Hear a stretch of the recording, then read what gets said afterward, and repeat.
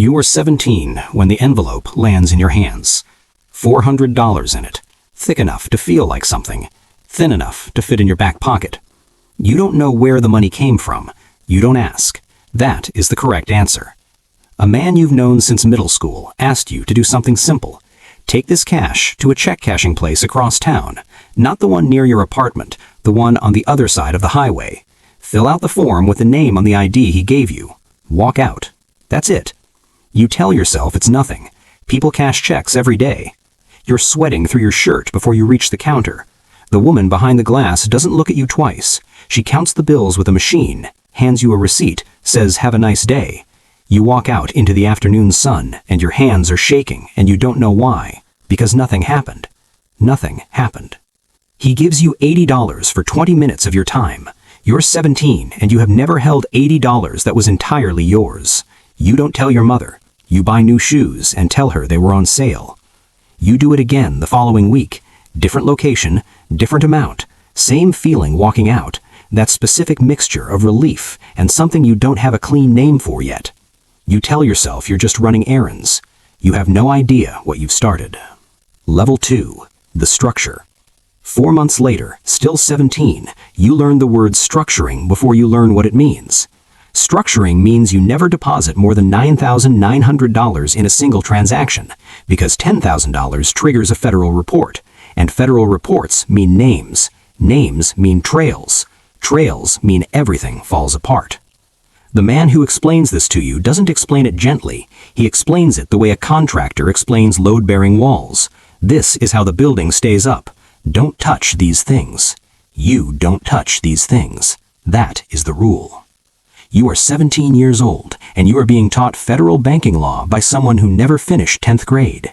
You understand it perfectly. That should tell you something about yourself. You don't let it.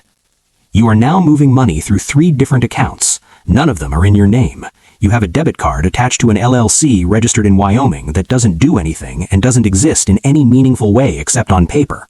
You have a phone that you bought with cash that you use for exactly one purpose.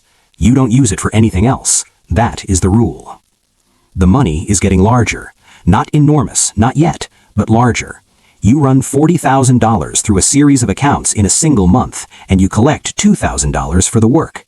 You're still in high school. You sit in 3rd period and think about routing numbers. You've started paying attention to things you never paid attention to before. The cameras above the ATM, the way certain bank tellers study your face a beat too long, whether the car that was parked on your street this morning is the same car parked there tonight. It probably isn't. You check anyway. Level 3. The network. You turn 18 and someone has already decided you're reliable. You don't know exactly when that decision was made or who made it, but you feel it shift, the way the assignments change. More complexity, more layers, more money moving through more places in ways that are harder to trace and harder to explain. You graduated high school 2 months ago. Your mother cried at the ceremony. She thinks you're doing warehouse work. You let her think that. You are introduced to a woman you will know only as a first name that is probably not her first name. She runs a chain of nail salons. The salons are real. They have customers and employees and lease agreements. They also report $60,000 a month in revenue that doesn't come from nail appointments. You are one of the people who makes the numbers work. You don't know the others. You're not supposed to know the others. That is the rule. Compartmentalization. You only know what you need to know to do your job. Everything else is exposure you don't want. You are moving real money through real businesses, and the businesses are making it clean. That's the word everyone uses, clean, as if the money was dirty before and becomes something else after. As if the process is a kind of laundering in the most literal sense, something soiled, run through a system, coming out the other side looking like it belongs. You have started to understand the architecture of it. That understanding makes you useful. That understanding also makes you dangerous to a certain kind of person. You are 18 years old. You don't pursue that thought too far. There isn't anywhere useful it can take you. Level 4. The layering. You are 19 and the money doesn't travel in straight lines anymore. That's the thing civilians don't understand. They imagine it going from point A to point B, dirty cash handed over, clean money returned. It doesn't work that way. It moves in spirals, through shell companies in Delaware and Cyprus and the Seychelles, through cryptocurrency wallets that are mixed and split and recombined, through wire transfers between accounts in jurisdictions that don't communicate easily with American law enforcement. Your job is to understand the map. You are good at this, better than you expected. You have a mind that finds patterns, that sees the logic of systems. In another life, you might have been an accountant, a systems analyst, something with a salary and a LinkedIn profile and a retirement plan. Instead, you are 19 and you are moving $2 million through real estate transactions across 3 states, and nobody who loves you knows your real schedule. Your cut has grown. You are being paid well enough that the money itself has become a problem. You cannot spend it without explaining where it came from. You have started running your own money through the same systems you run for other people. You have become the thing you were originally just a tool for. You realize that somewhere along the way you crossed a line you cannot identify. There was no moment. There was no decision. There was just a series of small steps that began when you were 17 and had $80 in your hand and new shoes and a secret. You don't stop. That is the rule now. You don't stop. Level 5. The exposure. You were 20 when the first sign appears, and it is small. A transaction gets flagged. Not yours. Someone 2 layers removed. Someone you've never met in a network you're connected to through 2 intermediaries.